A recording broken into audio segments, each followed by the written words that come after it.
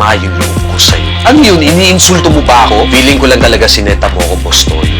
Kiko Matos, galit na galit kay Boss Toyo. Kilala ang personalidad na si Boss Toyo o Jason Losada sa totoong buhay, hindi lang sa kanyang presensya sa hip-hop scene, maging sa kanyang pagiging negosyante at vlogger. Isa ang kanyang segment na Pinoy Pawn Star na pinakadinadayo ng kapwa niya celebrity para magdala ng mga gamit na maaring ibenta at kolektahin ni Boss Toyo. Ilan na nga rito sina Apex, Lipcram, Glock 9, parokya ni Edgar, Pekto, Mike Heras, Wamos at marami pang iba. At sa latest video ni Boss Toyo, bumisita ang actor at pro MMA fighter na si Kiko Matos sa Pinoy Pawn Star. Dala ang kanyang ginamit na shorts sa makasaysayang paghaharap nila ng kapwa-actor na si Baron Geisler sa cage ng URCC, kung saan dineklara na draw ang showdown nila. Ilang buwan matapos ang highly publicized fight ni Baron at Kiko Matos, na-reveal na parte lang pala ng social experiment ang alitan nila sa bar na dinala sa loob ng URCC. Nang tanungin ni Boss Toyo si Matos kung magkano, inialok ni Matos ang dalang short sa kanya sa halagang 120,000 pesos.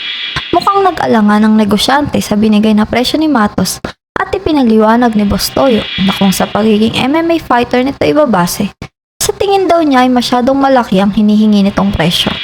At dahil pre-debut battle pa lang ito ni Matos, 5,000 pesos daw ang unang tawad na ibibigay niya para sa shorts nito. Baka you can do better than 10K. Tingin ko hanggang 10K. Yung iba, papanood pupunta dito, papasok dito, pa-price ng mataas. Mas mataas pa nga dito eh. Tapos kung titingnan ko kung sino yung tao na yun. Sino ba yun? Tapos bibili mo sa price nila. Tapos ito, 10K.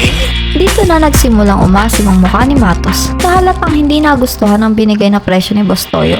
Iginiit niya na ang laban na yun ay parte ng social media history na sinang-ayunan naman ni Boss Toyo at malamang araw na sa kanila ibinase ang pinagmulan ng kilalang Battle of the YouTuber ngayon.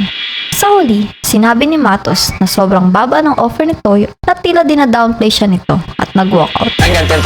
10,000 lang. Yes, 10,000 lang. Hanggang 10,000 lang dito. Alam mo, kaya pala pangalan mo, Toyo. No? Bakit? Bakit bro? Lakas ng Toyo.